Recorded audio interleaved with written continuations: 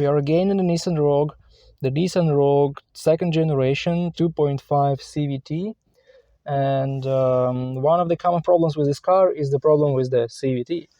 And when it has problems with the CVT, you will most likely see the check engine light, some error messages, and if you use the scanner for error codes, you will get P1778 or P0744.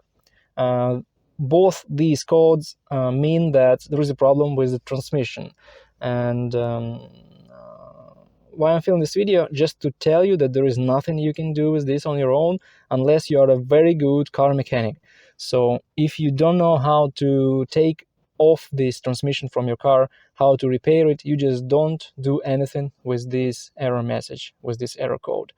You go to a good shop or to a dealership and they will tell you what to do. Unfortunately, when you get these codes, it's going to be very expensive. It's going to cost you quite a lot of money because in the best case you will need to replace the valve body or the torque converter or the transmission, like the entire transmission. So it's going to cost you thousands of dollars, and this is what these messages mean. And sorry to give you this bad information, maybe spoiling your mood, but this is what you need to know when you get these error codes.